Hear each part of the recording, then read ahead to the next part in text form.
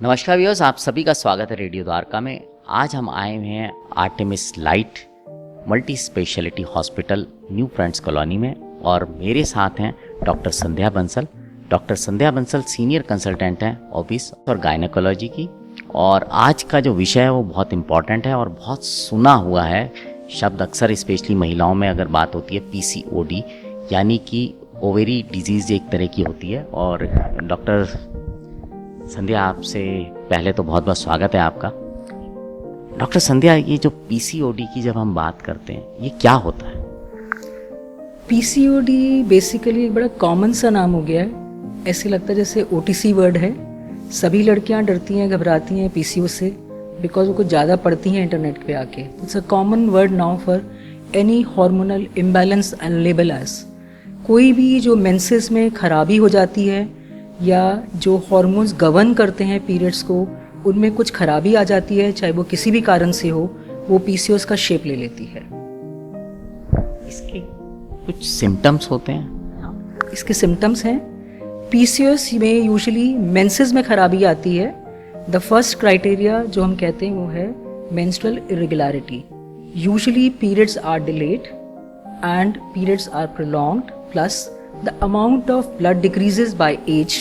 कभी कभी ऐसा भी होता है कुछ लड़कियों में कि ये प्रॉब्लम में मेंसेस आते ही रहते हैं, रुकते भी नहीं हैं। तो बेसिकली एक बिग पंच है कि मेंसेस में खराबी आना। सेकंड जो है उन पे एक्नी आ जाती है या अनचाही जगह पे बाल आना, फेशियल हेयर ग्रोथ हो जाता है और हेड के हेयर रिसीड करने लग जाते हैं।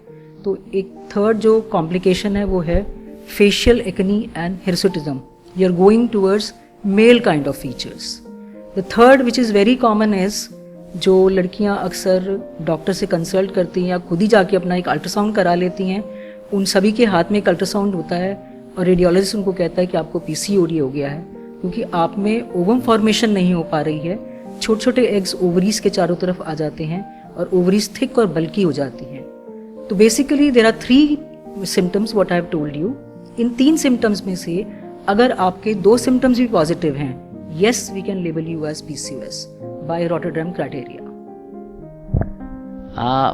मैं ट्रीटमेंट की बात करने से पहले मैं समझना चाहूँगी क्या इसके लिए कुछ प्रिकॉशंस भी होते हैं जो लिए जा सकते हैं? हम थोड़ा सा पीसीओएस को और समझते हैं। पीसीओएस जो है एक फेमिनाइजिंग हार्मोन जो वुमन में है विच इज़ ईस्ट्रोजन, उसके कुछ मेटाबॉलिज्म के अंदर चेंजेस आ जाते हैं, उसमें एंड्रोजन्स का प्रोडक्शन बढ़ जाता है।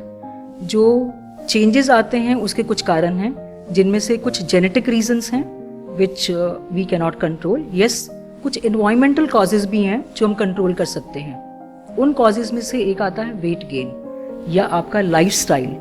अगर आपका लाइफस्टाइल सेडेंट्री है, आप ज़्यादा कॉन्सेंट्रेट एक्सरसाइजेस पे नहीं करती हैं, फूड पे हॉक करती हैं या ट्रांस फैट्स ज़्यादा खाती हैं which is generally your pizzas, burgers and all those things, तो you try to gain weight। जब आपका एक वेट गेन हो जाता है, फैट सेल्स इंक्रीज हो जाते हैं बॉडी के अंदर, तो सारे फेमिनाइजिंग हार्मोन्स एंड्रोजन्स में चेंज होने की कोशिश करते हैं। एंड्रोजन्स की कुछ मात्रा नॉर्मल होती है, पर जैसे ही लेवल बढ़ता है आपकी बॉडी में फैट का डिपोजिशन गलत स्पेसिस में होने लग जाता है। सेकेंड, आपके एक्नी आता है, आपके बाल कहीं भी आ जाते हैं। Usually you have facial hair, usually you have hirsutism on the body. अगर आप बात करें इसके ट्रीटमेंट की, अगर मैं बात करूं तो किस तरह के ट्रीटमेंट्स हैं जो? देखो, सबसे पहले तो हमें डायग्नोज करना है कि आप सच्ची में पीसीओडी हैं या नहीं है। अगर आपके पास में सिर्फ एक अल्ट्रासाउंड है जो आपको पीसीओडी कहता है और आपके वैसे मेंसेस नॉर्मल हैं, टाइम पर आते हैं, ड्यूरेशन सेम है और कुछ एक्स्ट्रा हेयर या एक्नी भी नहीं है, तो आप पीसीओएस नहीं हैं। आप थोड़ा सा अपना लाइफस्टाइल मैनेजमेंट कीजिए, अपना वेट कंट्रोल कीजिए, एक्सरसाइजेस कीजिए, अपने आप को डिस्ट्रेस होने की कोशिश कीजिए, टाइम पे सोना, टाइम पे जागना, ये सब important. Circadian rhythm is very important for PCOS. But अगर आपके मेंसेस में वाकई खराबी है या अनचाहे बाल हैं आपके चेहरे के ऊपर या आप में अल्ट्रासाउंड के फाइंडिंग्स आपको डिनोट करते हैं, तो आप डॉक्टर से ज़रूर मिलिए। तो आपका ट्रीटमेंट जो है वो हार्मोनल है। तो ट्रीटमेंट बेसिकली हम 2 पार्ट में डिवाइड करते हैं। एक है lifestyle management by your weight control and diet, second is by the doctor। Doctor की हेल्प से आप हार्मोन्स लीजिए या और मेडिसिन लीजिए। अच्छा मैम, आपके पास जो पेशेंट्स आते होंगे दिखाने के लिए इस तरह के, तो उसमें जनरली क्या एज ग्रुप होता है? मतलब कोई स्पेसिफिक तरह के एज ग्रुप के लोग होते हैं? हाँ, इसमें एज ग्रुप बहुत इम्पॉर्टेंट है। मैं 35 साल से प्रैक्टिस कर रही हूँ, तो मैंने देखा है आजकल कुछ PCOD, rather you can say it's a fashionable disease. PCOS होना एक एफ्लुएंट मार्क है मार्केट के अंदर। बट इसमें ये है कि जैसे ही हमारा पीरियड स्टार्ट होता है, मिनार्की एज जिसको हम कहते हैं, वहीं पे ही ये PCOS स्टार्ट होने की कोशिश करता है। बट एक सेगमेंट ऐसा भी है जो मेरे पास आता है, वो जब लड़कियां शादी हो जाती हैं, इनफर्टिलिटी करके आती हैं। तो what I feel, if I had seen those patients in time when they had got there periods, उस टाइम पे अगर उनको कुछ समय से ट्रीटमेंट मिल जाता या समय से उनको बताया जाता कि किस तरह से वेट कंट्रोल करना है या स्ट्रेस मैनेजमेंट करना है, तो आज शायद उनको वो इनफर्टिलिटी लैंड नहीं करती। तो ये बेसिकली हमें शुरू से ही बच्चों को सिखाना है या बताना है कि किस तरह की लाइफस्टाइल जीना चाहिए, क्या खाना चाहिए, क्या पीना चाहिए, कितना डिस्ट्रेस होना चाहिए।